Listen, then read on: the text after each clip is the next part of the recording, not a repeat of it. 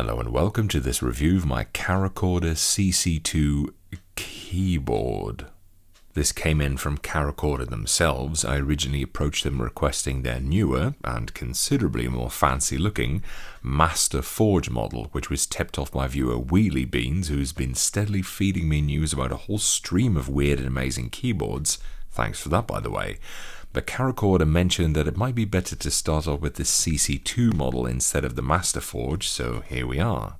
Now, before you ask, yes, I've given this the usual week of testing, though with some breaks in between and with heavy exclusions. First, when testing, I always only use the keyboard at home, not at work. Second, I didn't use it for gaming, for obvious reasons. And third, frankly, whenever I was writing long text, such as the script for this video, I didn't use it either. For those things, I used a backup keyboard. But to be honest, I ended up using the backup more than this thing, really. But before I get ahead of myself and tell you why, let's first take a look at what this contraption actually is. The keyboard consists of these two things here, hard to avoid comparisons to deflated cleavage really, and they're bridged by a metal slab here. Furthermore, each tit has a bunch of joysticks poking out of them, which is how you control the keyboard. For those familiar with the data hand keyboard, it's a very similar concept to that. Each stick has 4 different operations associated with it, up, down, left and right, and each stands for a specific input. It's shown on this cheat sheet here. For example, A is this one left, so that. B is here left, so that's this. And C is somewhere here, down and here, so that's that. This is also why I use this other keyboard here, the Gravistar Mercury, as a backup, because it has these weird flip-out spider legs here that happen to function quite well as a cheat sheet holder. I asked the creator what the layout, so to speak, was based on. For example, some of these alternative input devices use something that's based on QWERTY or Dvorak or something. But according to the creator, it's simply, and I quote, based on the most common frequency of written English, along with considering the most common bigrams and trigrams to maximize alterations between left and right hand, as well as finger versus thumb actuation. So I guess it's a homebrew layout of some sort. Now, to make it more complicated, because of course all of this wasn't complicated enough, the keyboard can also be used for chording, which is a method of shorthand typing where pressing buttons simultaneously puts out whole words.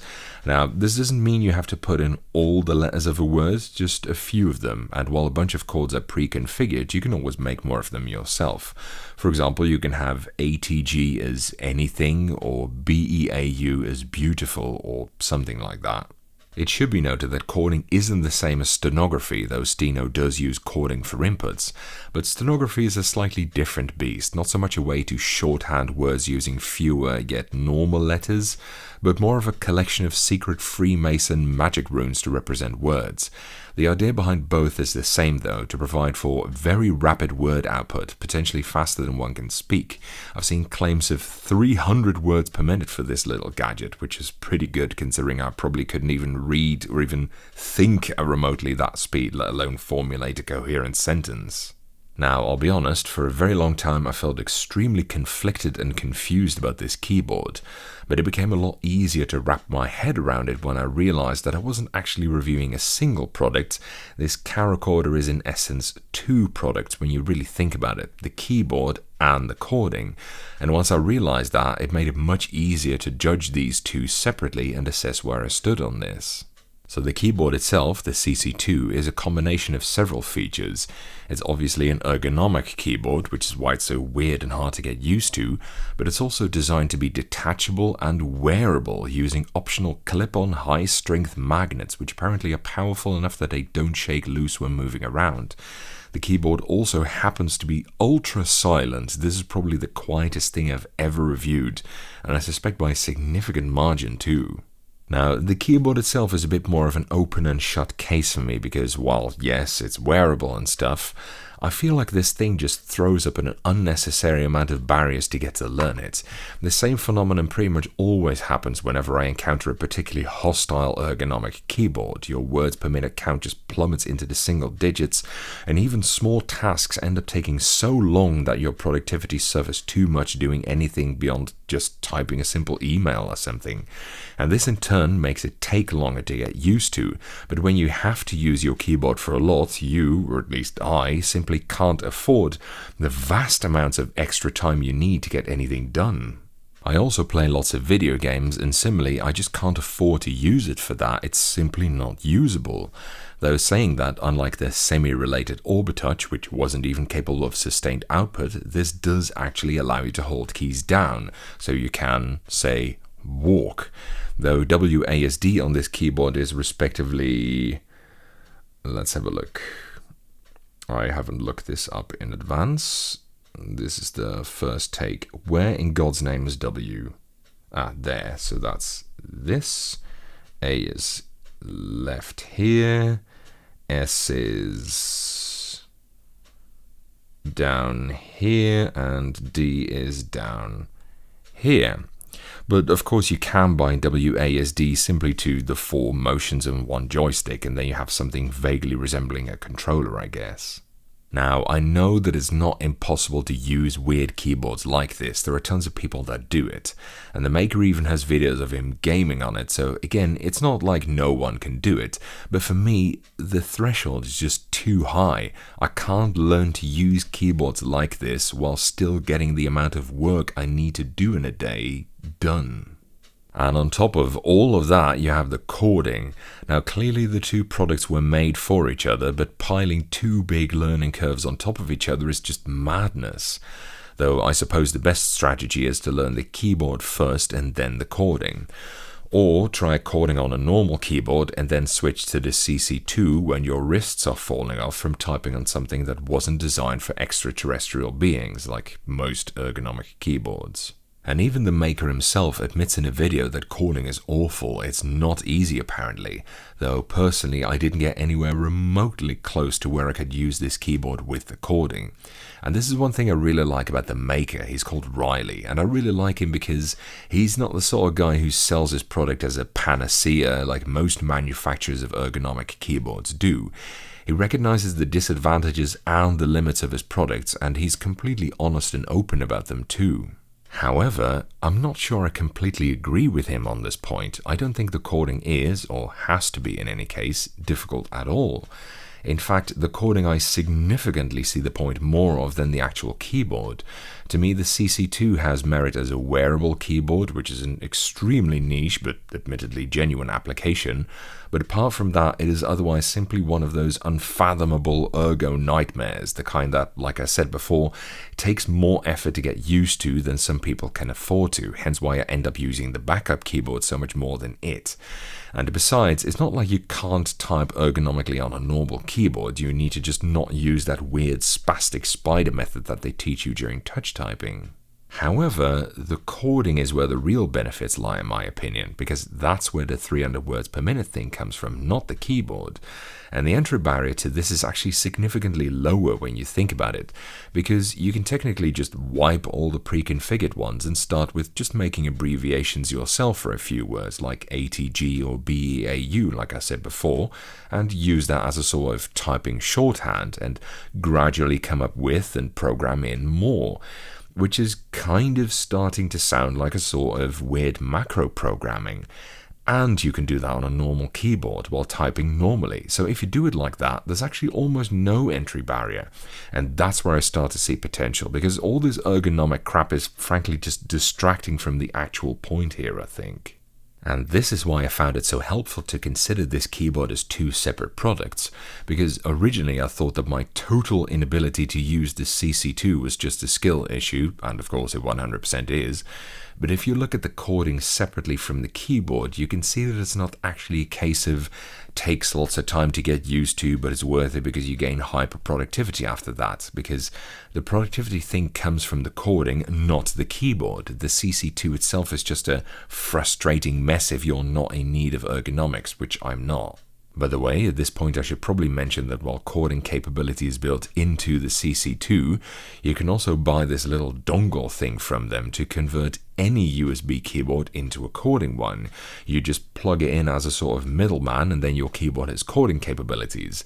It's called the CCX and it's available separately for the princely sum of $100. Youch! Even Apple don't charge that much for their adapters.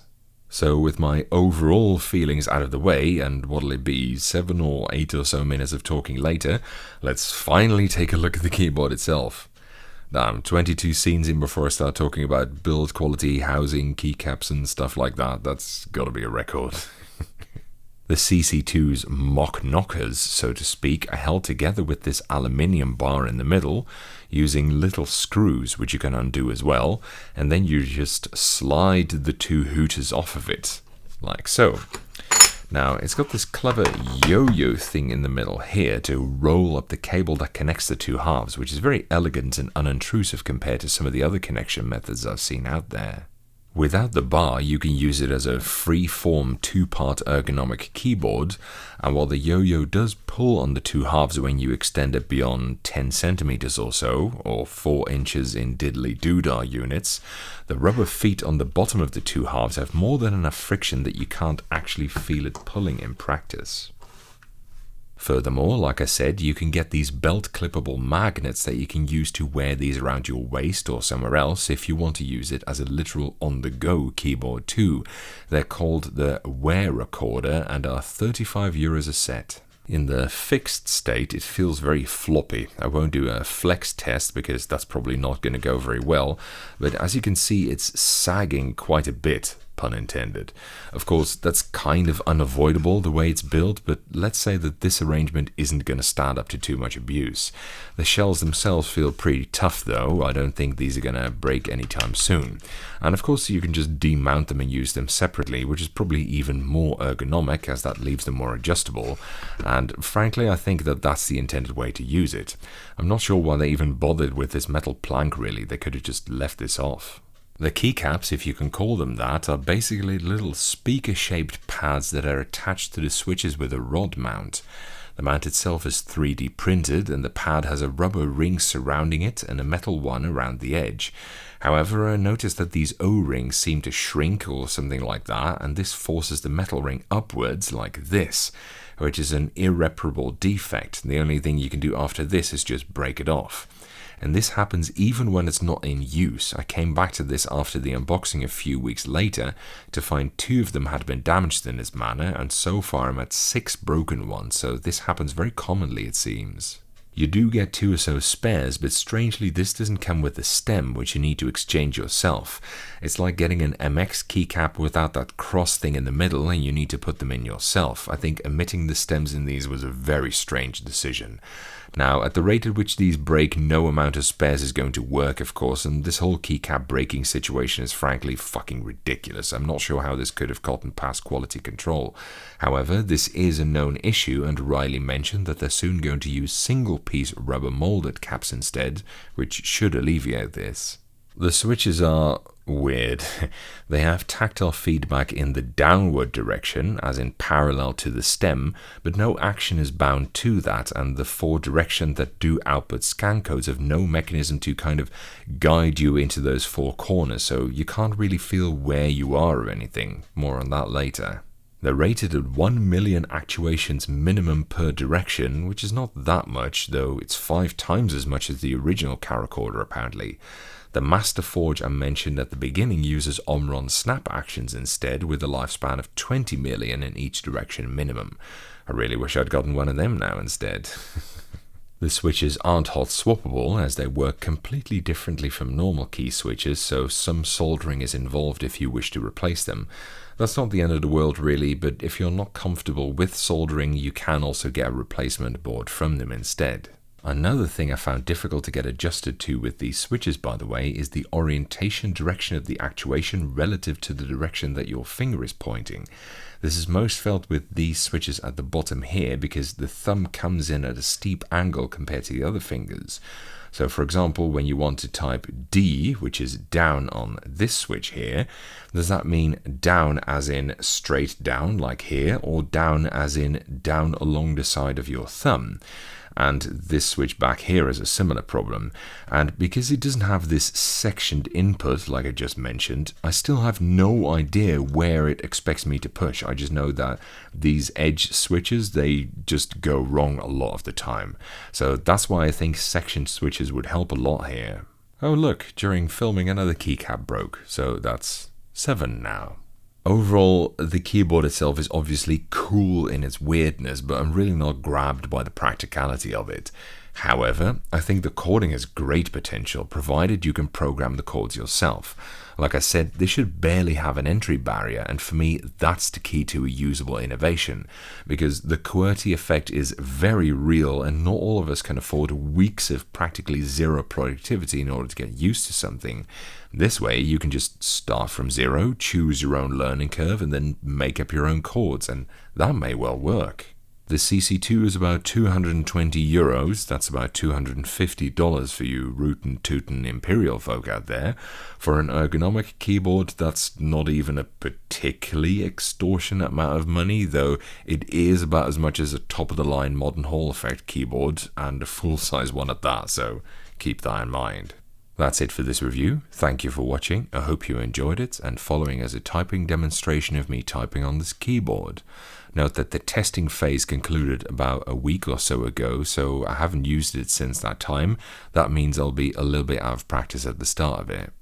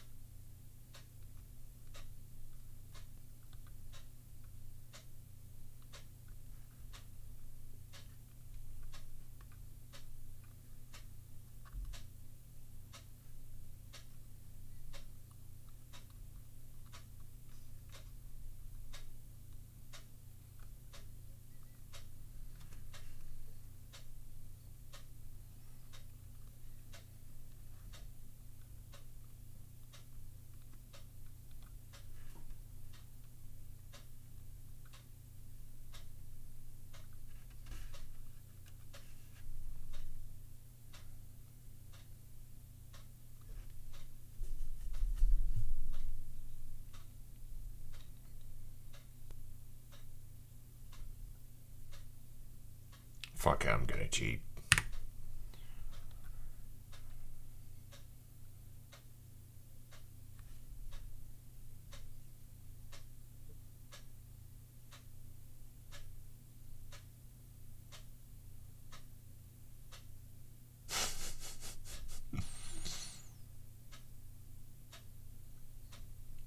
I'm gonna cheat again.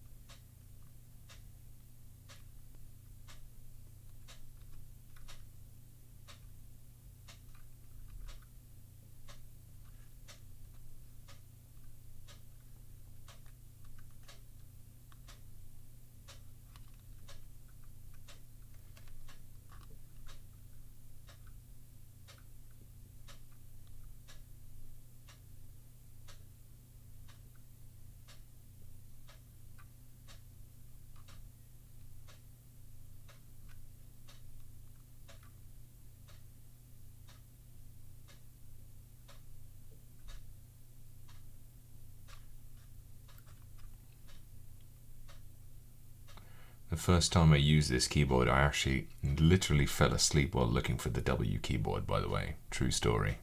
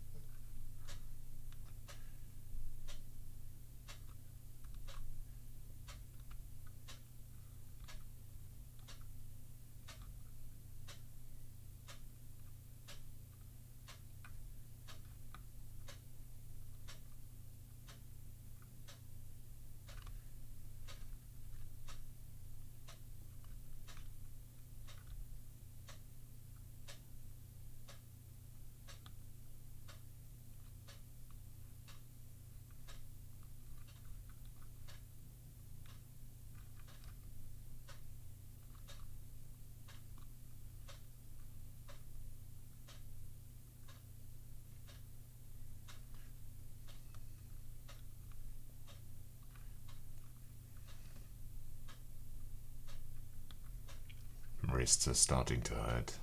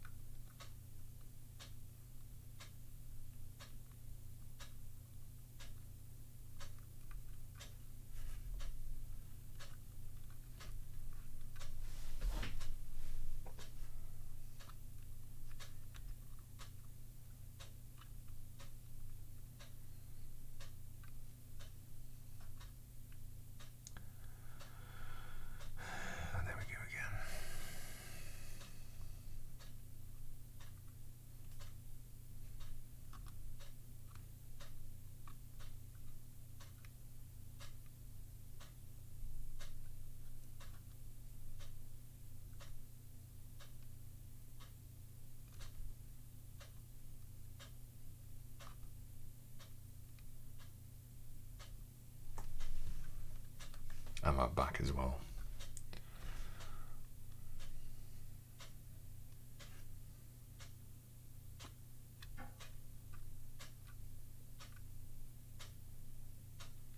Let's hope I finish before the recording ends.